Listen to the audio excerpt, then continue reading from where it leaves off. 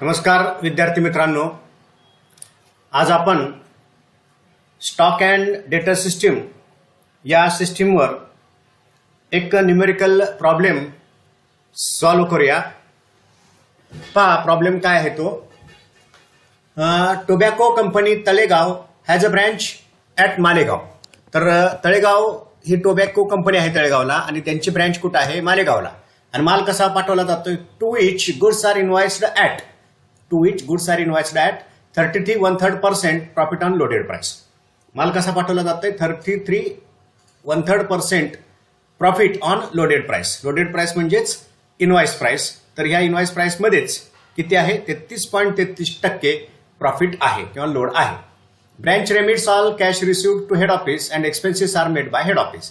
Branch जी सगळी cash आहे ती हेड ऑफिसला पाठवून देते आणि एक्सपेन्सेस जे आहेत ब्रँचचे ते हेड ऑफिस थ्रू काय केले जातात? पे केले जातात। From the following particulars prepare branch stock account. तर आपल्याला खाली दिलेली जी माहिती आहे ना त्या माहितीच्या आधारे काय करायचं आहे? Prepare branch stock account, branch debtors account, branch expenses account, branch adjustment account आणि branch profit and loss account in the ledger of tobacco company Talegaon. Head office आहे ते आणि ट्रान्झॅक्शन्स कोणते आहेत ते 2015-16चे। म्हणजे स्टॉक अँड डेटा सिस्टीम मध्ये अकाउंट नेमके कोणते ओपन करायचे आहेत ना ते ऑलरेडी उदाहरणामध्ये सांगितलेलं आहे। कमी ट्रान्झॅक्शन्स आहेत, जास्त काय ट्रान्झॅक्शन्स नाही आहेत। बघा ओपनिंग बॅलन्सेस दिले, stock debtor furniture, selling for cash दिले, कॅश कलेक्शन आहे, goods return by branch to head office आहे, goods return by customer to branch आहे, डिस्काउंट अलाउड आहे, good transfer by Malegaon branch to Manmad branch, त्यानंतर good supply to branch, bad debts आहेत, publicity charges, miscellaneous expenses, salaries and wages, closing balances आहेत, debtors आणि फर्निचरचे। स्टॉकचा closing balance दिलेला नाहीये म्हणजे तो आपल्याला कॅल्क्युलेट करावा लागेल। त्यानंतर काय सांगितलंय? Goods at invoice price of ₹6,600 were destroyed in transit. तर एक माल आहे जो ट्रान्झिटमध्ये म्हणजे प्रवासामध्ये काय झालेला आहे? डिस्ट्रॉय झालेला आहे 6,600चा आणि तो तळेगावकडून येत होता मालेगाव ब्रँचकडे। आणि claim was made with the insurance company for loss of stock and ₹5,800 were accepted in the settlement of claim. आणि मग इन्शुरन्स कंपनीकडे याचा क्लेम टाकलेला आहे, तो ₹5,800 क्लेम इन्शुरन्स कंपनीने तो ऍक्सेप्ट केलेला आहे। तर असं हे एक छोटंसं उदाहरण आहे। तर प्रथम आपण काय करूया, जे अकाउंट्स आहेत ते ओपन करूया in the books of tobacco company Talegaon. पहा in the books of tobacco company Talegaon, tobacco company Talegaon. Okay, branch accounts आहेत, मालेगावची ब्रँच आहे आणि वर्ष कोणतं आहे? फॉर द इयर एंडेड 15/16 म्हणजे 31 March 2016, 31/3/2016। Branch stock account open केलं, ब्रँच डेटर्स अकाउंट ओपन केलं, ब्रँच एक्सपेन्सेस अकाउंट ओपन केलं, ब्रँच ऍडजस्टमेंट अकाउंट आपण या ठिकाणी ओपन केलेलं आहे, profit and loss account open केलेलं आहे। पेटी कॅश नाहीये आपलं, ऑलरेडी आपण अकाउंट ओपन केलेलं होतं ते। ठीक आहे, बघू आता आपण ट्रान्झॅक्शन्स वन बाय वन आपण काय करूया, नोंद करूया। ओके, पाहता सिंपल प्रॉब्लेम आहे। पहा ओपनिंग बॅलन्सेस आहेत, स्टॉक आणि डेटर्स अकाउंट आहे आपण आपल्याकडं, त्याचं ओपनिंग बॅलन्सेस मानू। स्टॉकचा 2,67,000 आहे ओपनिंग बॅलन्स टू बॅलन्स 2,67,000। त्यानंतर डेटरचा बॅलन्स आहे 14,000 टू बॅलन्स 14,000 टू बॅलन्स किती आहे? तो 14,000चा आहे। आणि फर्निचरचा बॅलन्स आहे आपल्याकडे, फर्निचर अकाउंट काय ओपन करायची गरज नाही, फक्त क्लोजिंग बॅलन्स जर दिलेला असेल तर आपल्याला काय करावं लागेल? डेप्रिशिएशन कॅल्क्युलेट करावं लागेल, आपण ते करू। ओके, आता पहा इथं काय झालेलं आहे? सेलिंग फॉर कॅश ट्रान्झॅक्शन कोणतं दिलेलं आहे आपल्याला? सेलिंग फॉर कॅश म्हणजे रोख विक्री केलेली आहे। एंट्री काय असेल? सिंपल एंट्री आहे, cash account debit to stock account credit, म्हणून स्टॉक अकाउंटच्या क्रेडिटला बाय सेल्स म्हणू आपण इथं। आणि त्यामध्ये दोन प्रकारच्या सेल्स असतील, कॅश आणि काय असेल? क्रेडिट, कॅश आणि क्रेडिट। क्रेडिट सेल्स आपल्याला डेटर्सला ट्रान्सफर करावे लागतात, पण आता सध्या जे ट्रान्झॅक्शन दिले ते नोंद करू। Selling for cash 7,29,400। ओके, त्यानंतर काय आहे? Cash collection from credit customer, म्हणजे जे उधारीवर माल विकलेले कस्टमर्स आहेत, क्रेडिट कस्टमर्स म्हणजे डेटर्स थोडक्यात। त्यांच्याकडून पैसे मिळालेले आहेत. याची पण एंट्री कशी असेल, cash account debit to customers म्हणजे डेटर्स अकाउंटला क्रेडिट टाकायचे ते बाय कॅश. कॅश अकाउंट आपल्याकडे नाहीये, त्यामुळे फक्त डेटर्स अकाउंटवर याचा आपण परिणाम दाखवू. Cash collection from credit customers किती 28,000 28,000. ओके. त्यानंतर काय, goods return by branch to head office म्हणजे ब्रँचनं हेड ऑफिसला माल काय केलेला आहे, परत पाठवलेला आहे. म्हणजे जो माल आलेला असेल त्यातला माल परत पाठवलेला आहे. ओके, ठीक आहे. आपण पहिल्यांदा काय करूया, माल जो पाठवलेला आहे त्याची नोंद करूया. पाहता आहे बघा, गुड्स सप्लाइड टू ब्रँच किती 7,83,000, तो आधी आपण नोंद करूया. मग एंट्री काय असेल, branch stock account debit to goods send to branch account. Goods send to branch account, goods send to branch account. Okay. किती रुपयाचा माल पाठवलेला आहे, goods supplied to branch 7,83,000. Okay. आणि मग आपण काय करूया, goods return by branch to head office. आता हेड ऑफिसला ब्रँचनं काय केलेला आहे, माल परत पाठवलेला आहे. मग एंट्री काय असेल, ही एंट्री फक्त आपल्याला रिव्हर्स करायची आहे. माल पाठवल्यानंतर जी एंट्री होत असते, branch stock account debit to goods send to branch, तीच एंट्री आता रिव्हर्स होईल. म्हणजे एंट्री कशी होईल ती, goods send to branch account debit to branch stock account credit. म्हणून इथं by goods send to branch account. Return आहे किती रुपयाचा माल हेड ऑफिसला परत पाठवला, तो पाठवलेला आहे 11,700 रुपयाचा. ओके, ठीक आहे. पुढचं ट्रान्झॅक्शन कोणतं आहे, गुड्स रिटर्न बाय कस्टमर्स. आता कस्टमर्सनं माल परत पाठवलेला आहे किती 5,700 रुपयाचा. म्हणजे जो माल विकलेला होता कस्टमरला त्यातला काही माल कस्टमरनं पुन्हा परत पाठवला. मग काय होणार आहे, स्टॉकमध्ये वाढ होईल म्हणजे स्टॉक अकाउंट डेबिट. आणि माल कुणी पाठवला, डेटर्सनी म्हणजे कस्टमर्सनी म्हणजे कस्टमर अकाउंट क्रेडिट. म्हणून एंट्री काय असेल, थोडक्यात हे सेल्स रिटर्न आहे. Branch stock account debit to debtors account credit to debtors, branch debtors to branch debtors. किती रुपयाचा माल डेटर्सनी परत पाठवलेला आहे, customers goods return by customers to branch 5,700. Okay. इथं आपण इन ब्रॅकेट रेफरन्स देऊया, सेल्स रिटर्न थोडक्यात आहे, सेल्स रिटर्न. ओके. आणि इथं घ्या by branch stock, by branch stock किती 5,700. इथं पण आपण रेफरन्स देऊ शकतो, सेल्स रिटर्न.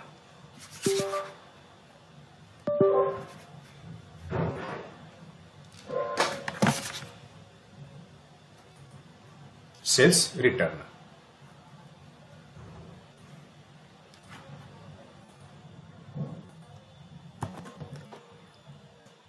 Sales return.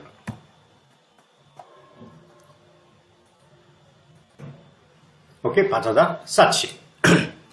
पुढे काय आहे, discount allowed to debtors. Simple entry आहे, discount account debit to debtors. Discount allowed किती आहे, डिस्काउंट अलाउड 1,200 रुपये. म्हणजे एंट्री काय असेल, discount account debit to debtors, डेटर्सच्या क्रेडिटला बाय डिस्काउंट. किती असेल, डिस्काउंट अलाउड 1,200, 1,200. आणि हा जो डिस्काउंट आहे हा लॉस आहे, प्रॉफिट अँड लॉस अकाउंटला तो ट्रान्सफर करायचा to discount, to discount allowed, to discount allowed. किती आहे तो 5,000, 1,200. Discount allowed 1,200. ओके, ठीक आहे. पुढे काय झालेलं आहे, goods transfer by Malegaon branch to Manmad branch. Simple आहे, या मालेगाव ब्रँचनं मनमाड ब्रँचला माल काय केलेला आहे, पाठवलेला आहे. थोडक्यात काय, हेड ऑफिसनं तशा पद्धतीनं ॲडव्हान्स दिलेला असेल आणि त्यानुसार माल काय केला, परत पाठवला. थोडक्यात याची ट्रीटमेंट कशी दाखवायची, गुड्स रिटर्न सारखी ट्रीटमेंट दाखवायची. म्हणजे माल आला तो परत गेला, कुठे गेला, फक्त हेड ऑफिसला पाठवण्याच्या ऐवजी दुसऱ्या ब्रँचला पाठवला. म्हणून goods transfer to Manmad branch, म्हणून स्टॉक अकाउंटला ते क्रेडिट करावं लागेल. ओके. म्हणून बाय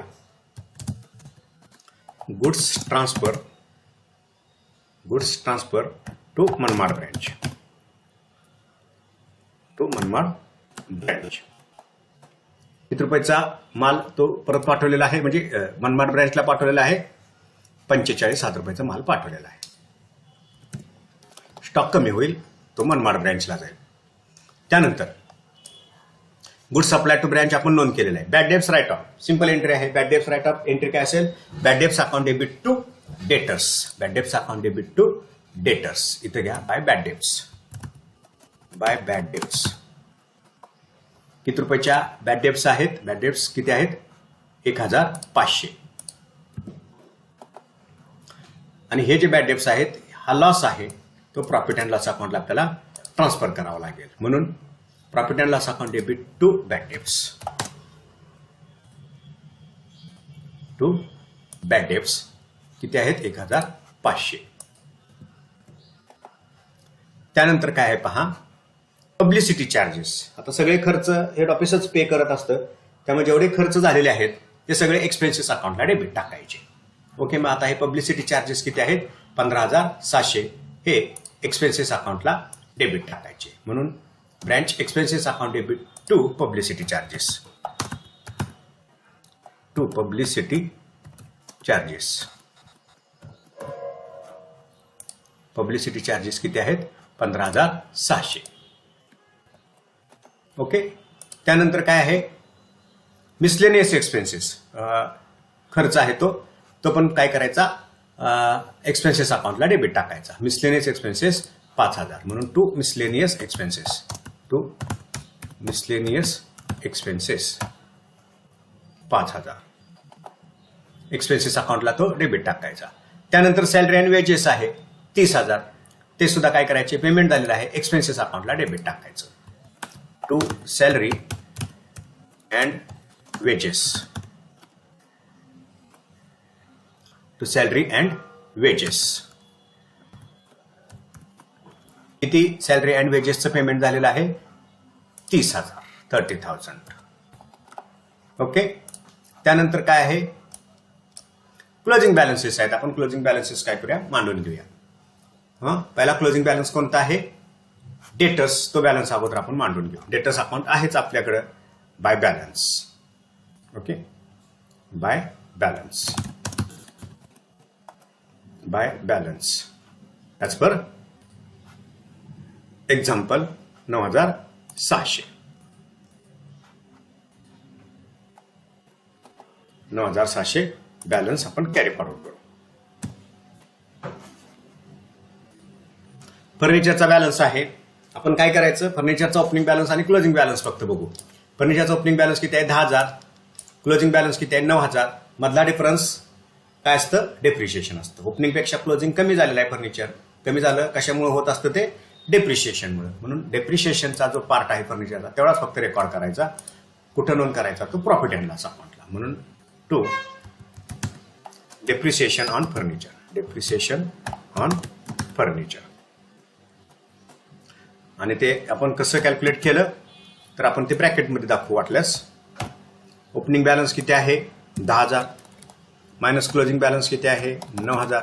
मग डेप्रिशिएशन किती असेल? 1,000. Depreciation on furniture. पहा, opening balance 10,000, closing balance 9,000, depreciation 10,000.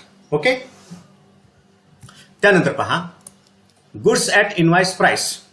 म्हणजे आता स्टॉकची ट्रान्झॅक्शन ही इनवाइस प्राइसनंच असतात. तर goods at invoice price of ₹6,600. 6,600 रुपयाचा तो काय आहे? माल आहे. काय घडले त्याच्या बाबतीमध्ये? तर were destroyed in transit from Talegaon head office to Malegaon branch. म्हणजे तळेगाव हेड ऑफिसकडून जो माल पाठवलेला होता त्यातला 6,600 रुपयाचा माल काय झालेला आहे? प्रवासामध्ये नष्ट झालेला आहे. याची एंट्री काय करायची? लॉस आहे हा, त्यामुळं loss in transit account debit. Loss in transit account debit किंवा destroyed in transit account debit to stock account credit. To stock account credit. पहा इथं by destroyed in transit. Stock destroyed in transit म्हणून वाटल्यास by stock destroyed in transit. In transit प्रवासामध्ये माल तो काय झाला? पाठवल्यानंतर नष्ट झालेला आहे. किती रुपयाचा माल आहे? 6,600 रुपयाचा. Okay, 6,600. Destroyed in stock destroyed in transit. Okay, आता काय आहे? हा लॉस आहे, तो काय करायचा? प्रॉफिट अँड लॉस अकाउंटला डेबिट टाकून द्यायचा. सगळा जो लॉस आहे तो काय करायचा, प्रॉफिट अँड लॉस अकाउंटला डेबिट टाकून द्यायचा. ओके.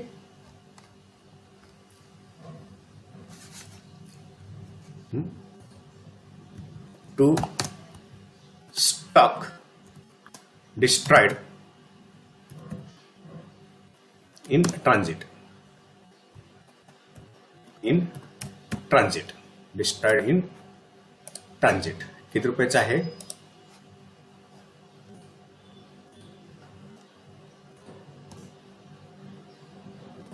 इन ट्रान्झिट 5,600 रुपयाचा तो स्टॉक आहे. ओके, ठीक आहे. 5,600.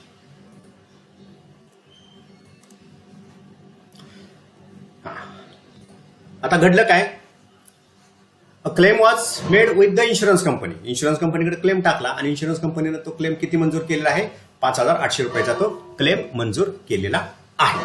मग आता इथं काय करायचं, क्लेम रिसिव्ह झाला, ती अमाऊंट काय होईल, इन्शुरन्स कंपनीला डेबिट पडेल किंवा कॅश अकाउंट डेबिट पडेल आणि हा जो लॉस आहे त्या लॉस अकाउंटला ती क्रेडिट पडेल. पण ऑलरेडी आपण काय केलेलं आहे, लॉस इथं डेबिट टाकलेलं आहे. त्यामुळे ही जी मिळालेली अमाऊंट आहे ती प्रॉफिट अँड लॉस अकाउंटला आपण काय करायची, क्रेडिट करायची. प्रॉफिट अँड लॉस अकाउंटला ती काय करायची, क्रेडिट करायची. लॉस 6,600चा आहे, 6,600चा तो काय आहे, लॉस आहे.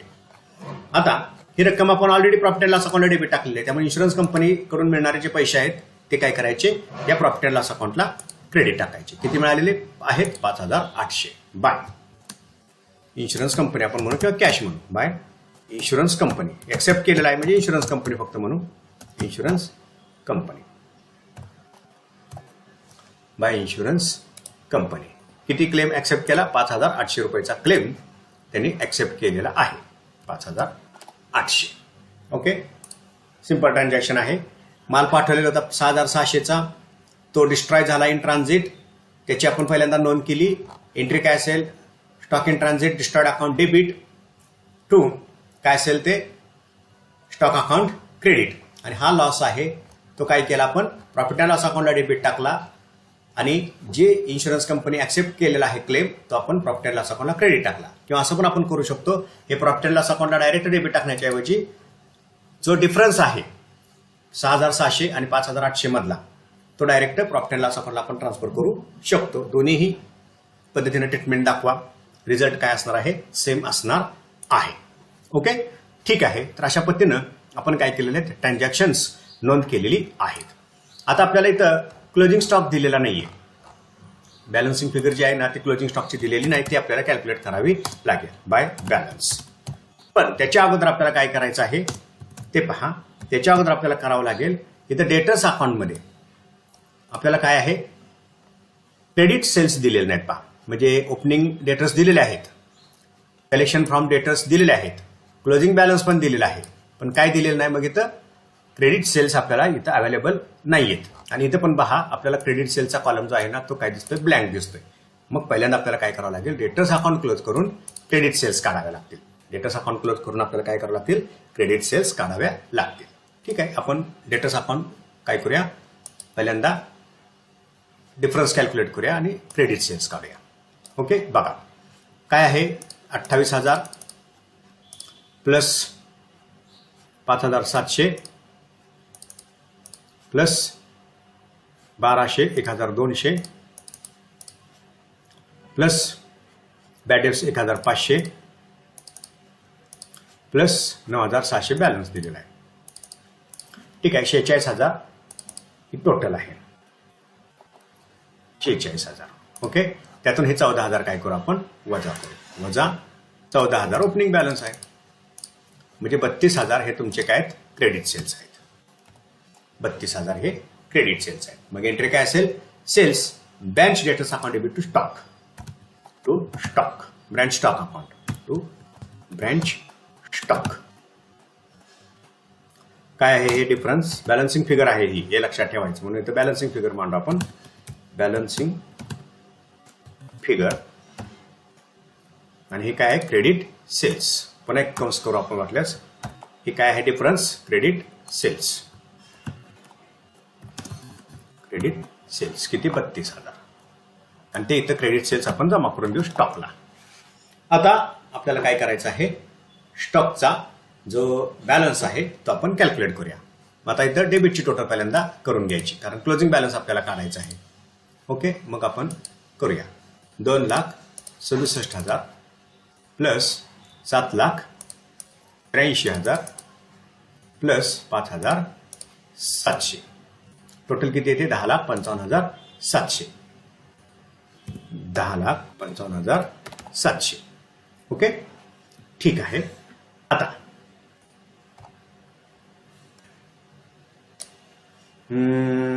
क्रेडिट वजा करू आपण. वजा 7,29,400 क्रेडिट कॅश सेल्स आहेत. 7,29,400 वजा 32,000 क्रेडिट सेल्स आहेत. वजा 11,700 गुड्स रिटर्न आहे. त्यानंतर गुड्स ट्रान्सफर आहे किती? 45,000, तो वजा करा. पुन्हा काय वजा करा? Stock destroyed in transit 6,700. किती? 2,31,000 हा क्लोजिंग स्टॉक आहे. 2,31,000 हा क्लोजिंग स्टॉक आहे. ओके, हे अकाउंट आपण काय करू? इथं क्लोज करून घेऊ, म्हणजे दोन्ही बाजू समान करून. म्हणजे आता इथं स्टॉक अकाउंट आपण काय केलेलं आहे? क्लोज केलेलं आहे. डेटर्स अकाउंट आपण क्लोज केलेलं आहे. आता राहिलं कोणतं? Expenses account. हा जो सगळा एक्सपेन्सेस आहे तो काय करायचा? प्रॉफिट अँड लॉस अकाउंटला ट्रान्सफर करायचा. म्हणून by profit and loss account. By profit and loss account. Profit and loss account. किती खर्च आहे? टोटल करू आपण आता याची. 15,600 अधिक 5,000 अधिक 30,000, टोटल आहे 50,600. 50,600 हे प्रॉफिट अँड लॉस अकाउंटला ट्रान्सफर करा. 50,600 हे प्रॉफिट अँड लॉस अकाउंटला ट्रान्सफर करा. म्हणून प्रॉफिट अँड लॉस अकाउंटला काय येईल? Profit and loss account debit to branch expenses account credit. Profit and loss account debit to branch expenses account credit. किती आहे तो खर्च? एक्सपेन्सेसला बघा 50,600. 50,600 हा काय आहे? खर्च आहे. ओके, आता काय राहिलं आपलं? एक्सपेन्सेस अकाउंट आपण क्लोज केलं. ऍडजस्टमेंट अकाउंट राहिलेलं आहे. आता ऍडजस्टमेंट अकाउंटमध्ये काय करायचं असतं? जी स्टॉक ट्रान्झॅक्शन आहेत, म्हणजे goods Saint, goods return, closing stock वगैरे वगैरे, हे जे स्टॉक ट्रान्झॅक्शन्स आहेत त्यामधलं लोड फक्त यामध्ये काय करायचा असतो? ऍडजस्ट करायचा असतो. ओके, आपल्याकडे काय पेटी कॅश अकाउंट नाही आपण ओपन केलेलं, त्यामुळे हे इग्नोर करूया. मग आता लोडिंग कॅल्क्युलेट करण्यासाठी एक सिंपल फॉर्म्युला आहे पहा, तो डोळ्यासमोर ठेवायचा. काय? Invoice price is equal to cost plus profit. हे इक्वेशन पहिल्यांदा मांडून घ्यायचं आणि आपल्याला ही इनवॉइस प्राइस या ठिकाणी कशी तयार केलेली आहे ते समजून घ्या जरा. उदाहरण वाचायचं. काय म्हटलंय? Tobacco company Talegaon has a branch at Malegaon to which goods are invoiced at 33 1/3%, म्हणजे 33.33%. काय आहे? प्रॉफिट आहे on loaded price. Loaded price म्हणजेच काय? Invoice price. म्हणजे इनवॉइस प्राइस मध्येच काय आहे? हा प्रॉफिट ऍड केलेला आहे ऑलरेडी. म्हणजे इथं अशा वेळेला काय करायचं? इनवॉइस प्राइस 100 गृहीत धरायची. इनवॉइस प्राइस किती असेल?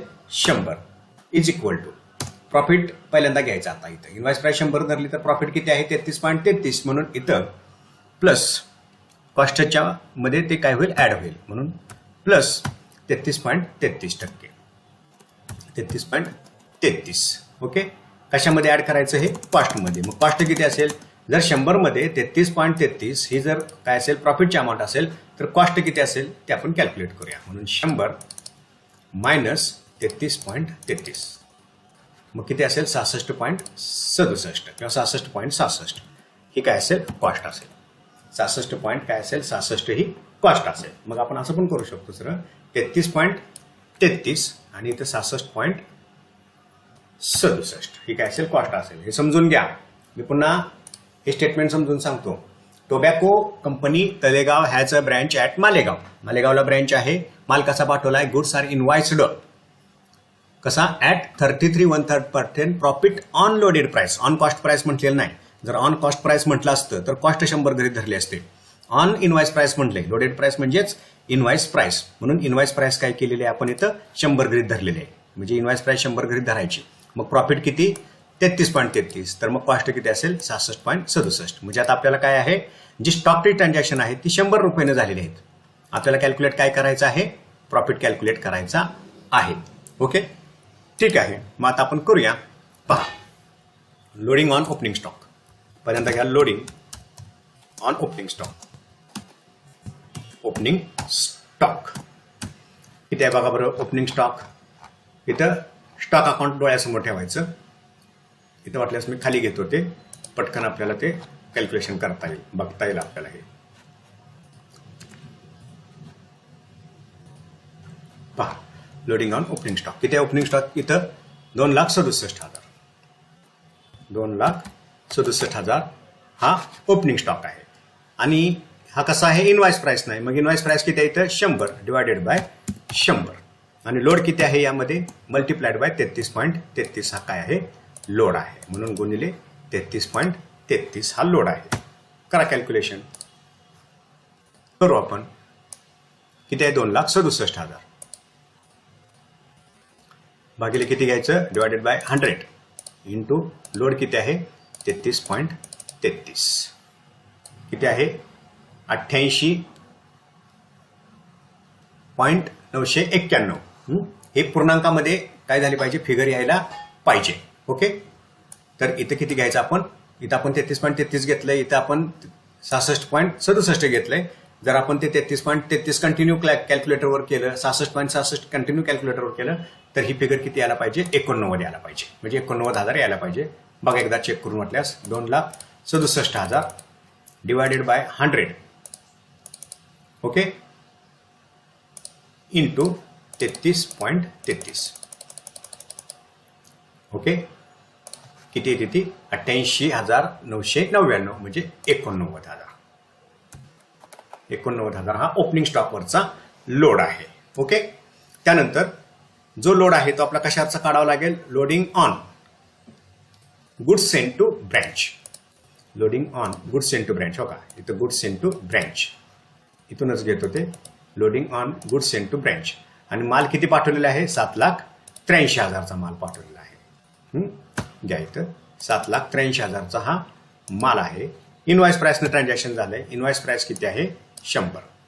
इनवाइस प्राइस आहे 100 आणि लोड किती आहे 33.33 कंटिन्यू करायचं. ओके, लोड किती आहे 33.33. मग करू आपण 7,83,000 divided by 100 into load 33.33. Load किती आहे 2,61,000. लोड किती आहे 2,61,000. 2,61,000 इतका काय आहे लोड आहे. ओके, त्यानंतर काय असतो लोड, गुड्स रिटर्न मध्ये लोड असतो. म्हणजे ब्रँचनं जो माल परत पाठवला त्याच्यामध्ये काय असतो, लोड असतो. माल किती परत पाठवलाय 11,700चा. म्हणून loading on goods return. Loading on goods return. Goods return from branch to head office. किती माल परत पाठवलाय, goods sent to branch 11,700. 11,700 goods return by branch किती 11,700 डिवायडेड बाय 100. लोड किती आहे 33.33. ओके, ठीक आहे. करू कॅल्क्युलेशन आपण. हे पाहता कॅल्क्युलेशन 11,700 डिवायडेड बाय 100 आणि इंटू 33.33 किती आहे 3,900 हा यामध्ये लोड आहे. 3,900. 3,899 म्हणजे 3,900 हा गुड्स रिटर्न मधला लोड आहे. त्यानंतर लोड कशावर असतो, जो क्लोजिंग स्टॉक आहे किती आहे 2,31,000 त्याच्यावरचा लोड आहे. लोडिंग ऑन ओपनिंग स्टॉक तसंच loading on closing stock. Loading on closing stock. Closing stock तर क्लोजिंग स्टॉक किती आहे? 2,31,000. 2,31,000. Okay, divided by 100 into multiply किती? 33.33 हा लोड आहे. करू कॅल्क्युलेशन आपण. घ्या आता 2,31,000 हा क्लोजिंग स्टॉक आहे, डिवायडेड बाय 100 इंटू लोड किती आहे? 33.33. किती येतोय? 76,999 म्हणजे 77,000 हा लोड आहे. यामध्ये 77,000 हा काय आहे? लोड आहे. तर हे 4 ट्रान्झॅक्शन्स आहेत स्टॉकची. बेसिक आपल्याला 100% उदाहरणामध्ये असू असतात. ओके, त्यामधला पहिल्यांदा आपण लोड कॅल्क्युलेट केलेला आहे. आता आपल्याला काय करायचं आहे? ऍडिशनल काय ट्रान्झॅक्शन्स आहेत त्याच्यावरचा लोड काढावा लागेल. तर आता ती ट्रान्झॅक्शन कोणत्या आहेत स्टॉकची ते पहा. स्टॉक अकाउंट बघा. यामध्ये इथं गुड्स जो आहे तो मनमाड ब्रँचला पाठवला आहे. मग हे सुद्धा स्टॉकचं ट्रान्झॅक्शन आहे. एक प्रकारे रिटर्न सारखं याची आपण ट्रीटमेंट दिलेली आहे. माल पाठवलेल्यातलाच काही माल हा ब्रँचनं काय केलेला आहे? दुसऱ्या ब्रँचला ट्रान्सफर केलेला आहे. त्यामुळे हे ट्रान्झॅक्शन मधला जो लोड आहे तो पण आपल्याला काय करावा लागेल? कॅल्क्युलेट करावा लागेल. ओके, ठीक आहे. मग करू आपण. Goods transfer to Manmad branch. Goods transfer to Manmad branch. Manmad branch काय आहे? हे लोडिंग आहे. इथं लोडिंग शब्द टाकून घ्या. Loading on goods transfer to Manmad branch. किती माल पाठवलेला आहे? तो goods transfer to Manmad branch आहे 45,000 रुपये. ओके, 100 रुपये इनवॉइस प्राइस आहे. लोड किती आहे? 33.33.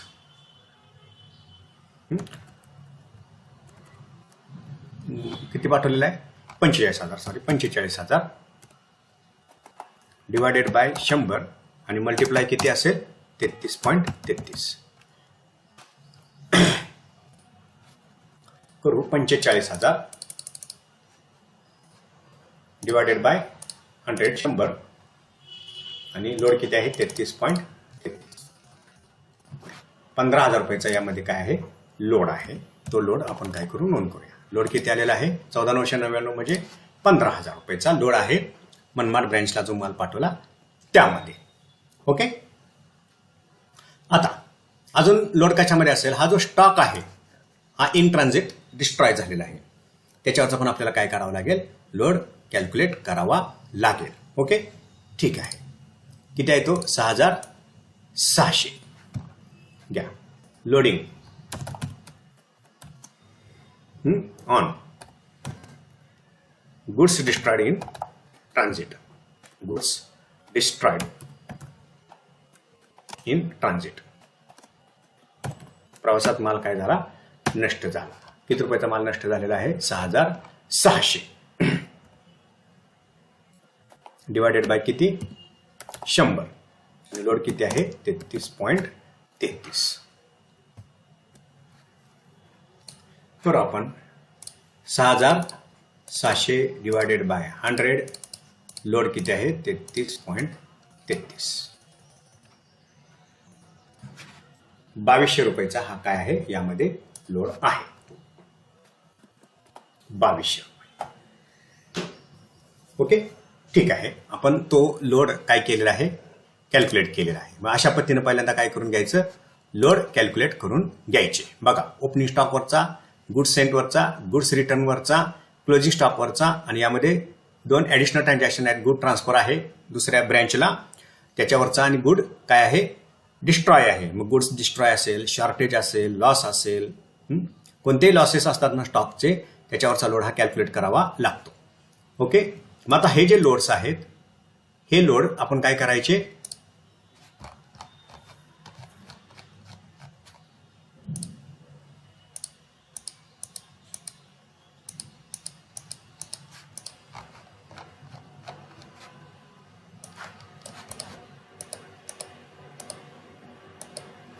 एक मिनिट.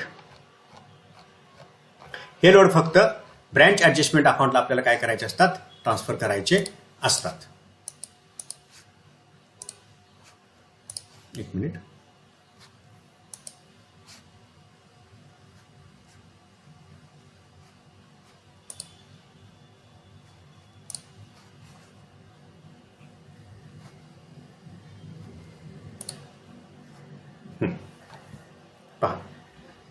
हे लोड आपण काय करायचे, कॅल्क्युलेशन केलेलं आहे लोडचं आपण, ते लोड आपण काय करू, ॲडजस्टमेंट अकाउंटला ट्रान्सफर करू. ओके, पहा लोडिंग गुड ट्रान्सफर ते करून दाखवलेलं होतं. पुन्हा एकदा आपण ते कॅल्क्युलेशन करू, थोडं कट झालेलं होतं ते.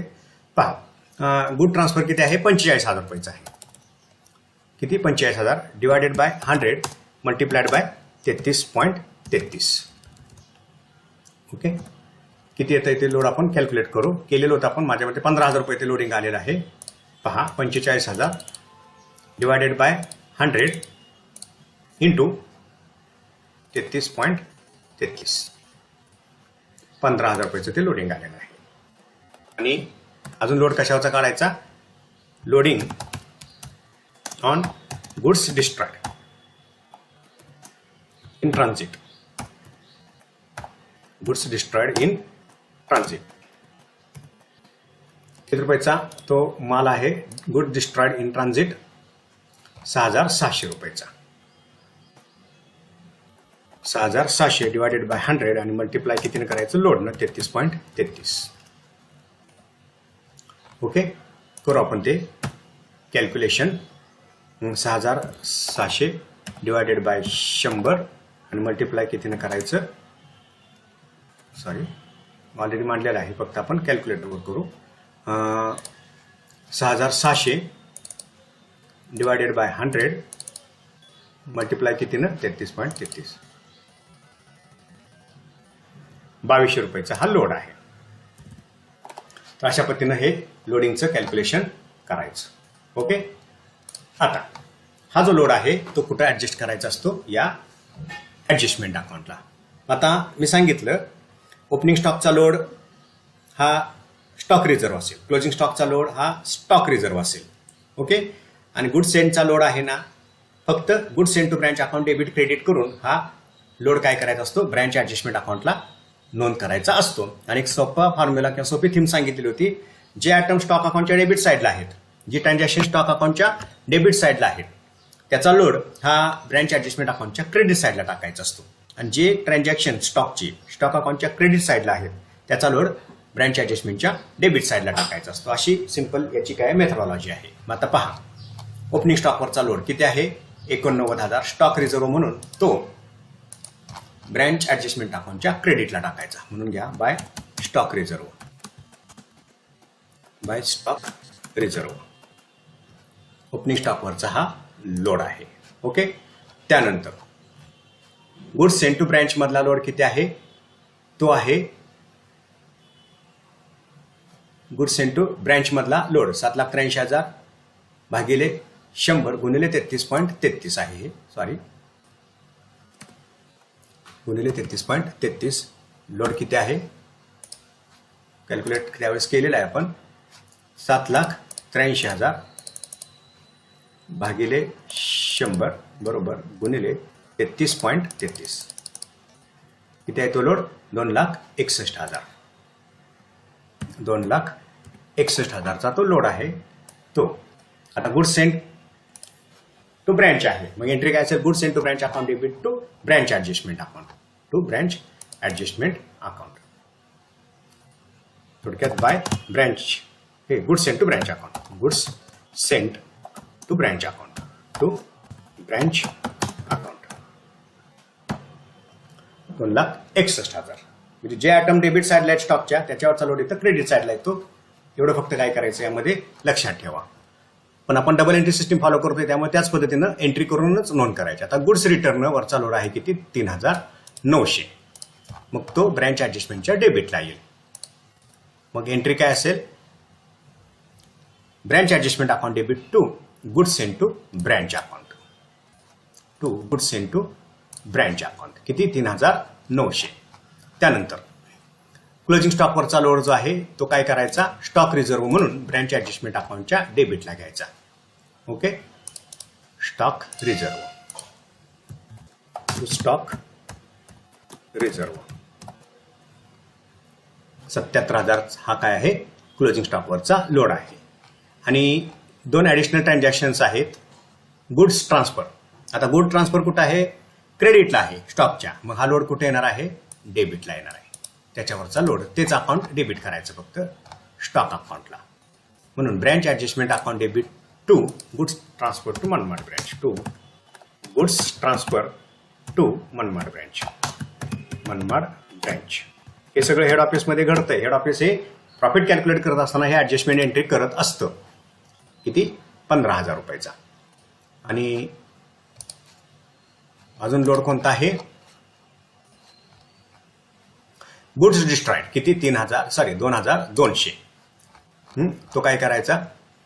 ॲडजस्टमेंट अकाउंटला डेबिट टाकायचा. Branch adjustment account debit to goods destroyed in transit,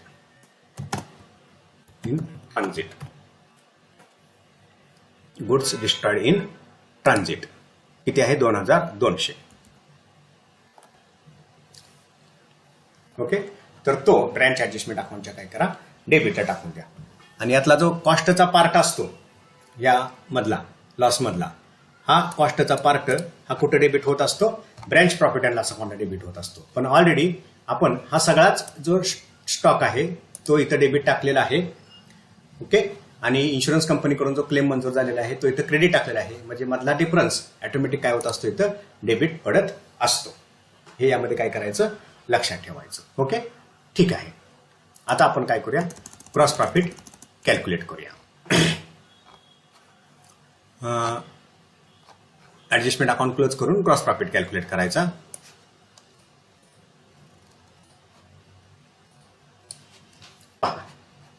total करू आपण याची 89,000 अधिक 2,61,000. टोटल आले किती? 3,50,000. आणि त्यामधून हे वजा करायचे आहेत ॲटम. वजा 3,900 वजा 77,000 वजा 15,000 आणि हे 2200. किती आहे?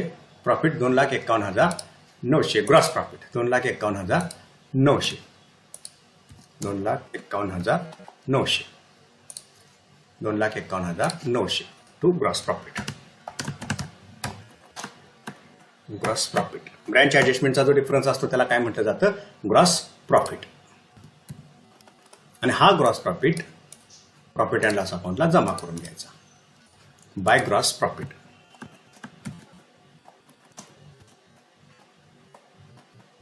ओके. आणि आता याची टोटल करून जो डिफरन्स आहे तो काय असेल? Net profit.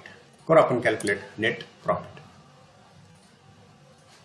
ओके. 2,51,900 अधिक हे 5,800. टोटल झाली 2,57,700. 2,57,700. त्यामधून हे खर्च आपण वजा करू. मायनस 1,200 मायनस 1,500 मायनस 1,000 मायनस 6,600 आणि मायनस 50,600. तर प्रॉफिट किती आहे? 1,96,800 टू नेट प्रॉफिट.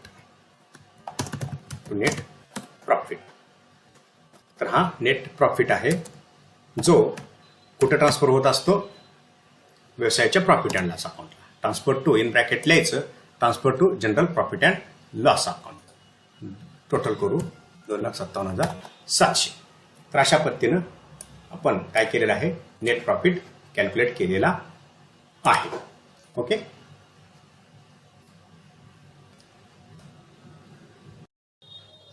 सॉरी विद्यार्थी मित्रांनो, आपण हा जो प्रॉब्लेम सोडवला, हा प्रॉब्लेम सोडवत असताना एक चूक माझ्याकडून झालेली होती. किरकोळ चूक आहे ती. तर ती चूक कोणती आहे ते थोडं इथं मी समजून सांगतो. हा जो गुड्स डिस्ट्रॉय आहे इन ट्रान्झिट तो इनवॉइस प्राइसनं झालेला आहे. तर इथं जो लोड आहे त्या इनवॉइस प्राइसवरचा तो ॲडजस्टमेंट अकाउंटला आपण ट्रान्सफर केलेला आहे लोड. पण याचा जो कॉस्टचा पार्ट आहे, कॉस्ट एलिमेंट, थोडक्यात तो कॉस्ट एलिमेंट फक्त काय करायचा असतो, ब्रँच प्रॉफिट अँड लॉस अकाउंटला आपल्याला ट्रान्सफर करायचा असतो. तो चुकून काय झालेला आहे, संपूर्ण जो डिस्ट्रॉइड स्टॉक आहे इनवॉइस प्राइसनं, तो इथं काय झालेला आहे, पोस्ट झालेला आहे. म्हणजे 6,600 त्याची काय झालेली आहे, नोंद झालेली आहे, परंतु ती फक्त कॉस्ट प्राइसनं नोंद व्हायला पाहिजे होती. मग त्याची कॉस्ट प्राइस किती असेल, हे 2,200 जर लोड असेल तर तो 6,600 मधून वजा करा, ही त्याची काय असेल, कॉस्ट प्राइस असेल. ओके, ही त्याची काय असेल, कॉस्ट प्राइस असेल. म्हणजे जे काही शॉर्टेज आहे किंवा गुड्स लॉस इन ट्रान्झिट असेल, गुड्स डिस्ट्रॉइड इन फायर असेल, याचा जो लोड आहे तो ऍडजस्टमेंट अकाउंटला घ्यायचा असतो आणि जो कॉस्टचा पार्ट आहे, कॉस्ट एलिमेंट थोडक्यात, ते ब्रँच प्रॉफिट अँड लॉस अकाउंटला घ्यायचं असतं. पण नजर चुकीनं किंवा बोलण्याच्या ओघामध्ये काय झालेलं आहे, एंट्री करत असताना इनवॉइस प्राइसनं ही एंट्री इथं ब्रँच प्रॉफिट अँड लॉस अकाउंटला झालेली आहे. तर ती आपण फक्त दुरुस्त करू. इथं काय येणार आहे, फक्त त्याची कॉस्ट येणार आहे. मग 6,600 त्यामधून हे 2,200 काय केले, वजा केले. जी अमाऊंट येईल ना ती इथं यामध्ये काय करायची, आपल्याला नोंद करायची आहे. 6,600 मायनस 2,200 अमाऊंट किती येते, 4,400. इथं ते 4,400 नोंद व्हायला पाहिजे होते, ते आपण दुरुस्त करून घेऊ, 4,400. ओके, आता पहा प्रॉफिट आपण कॅल्क्युलेट करूया. किती प्रॉफिट होतोय पहा. 2,57,700 ही टोटल आलेली आहे आपली. 2,57,700 मायनस हे 1,200 मायनस हे 1,500 मायनस हे 1,000 मायनस हे 4,400. इथं चूक झाली होती आपल्याकडून, ती दुरुस्त करून घेतली. 4,400 फक्त कॉस्ट घ्यायची असते, आपण ती कॉस्ट घेतलेली आहे. आणि हे 50,600. प्रॉफिट किती येतोय, 1,99,000. म्हणजे नेट प्रॉफिट किती असेल, 1,99,000, जो जनरल प्रॉफिट अँड लॉस अकाउंटला म्हणजे व्यवसाय संस्थेच्या प्रॉफिट अँड लॉस अकाउंटला काय होईल, ट्रान्सफर होईल. मी पुन्हा एकदा सांगतो चूक काय झालेली होती. तर जो लॉस झालेला होता तो इनवॉइस प्राइस नसतो. तर इथं हा जो लॉस आहे प्रॉफिट अँड लॉस अकाउंटला ट्रान्सफर करत असताना फक्त कॉस्ट एलिमेंट ट्रान्सफर करायचा असतो. तो आपण कॉस्ट एलिमेंट ट्रान्सफर न करता काय केलं होतं, इनवॉइस प्राइसनं सगळा लॉस तो ट्रान्सफर केलेला होता. आता इथं इनवॉइस प्राइसनं तो लोड म्हणजे ते जे ट्रान्झॅक्शन झालं होतं ते दुरुस्त करायचं होतं, ते आपण केलं. फक्त कॉस्ट याची आहे ते आपण इथं काय केलेली, ट्रान्सफर केलेली आहे. मग ही कॉस्ट कशी कॅल्क्युलेट केली, इथं आपण लोड कॅल्क्युलेट केला. पहा लोड किती होता, 2,200. ओके, मग कॉस्ट किती असेल, 6,600 मधून 2,200 वजा करा. मग कॉस्ट किती असेल, याची कॉस्ट असेल 4,400. तर अशा पद्धतीनं आपण ही दुरुस्ती केलेली आहे. प्रॉफिट आता किती दिसेल आपला, 1,99,000. ओके.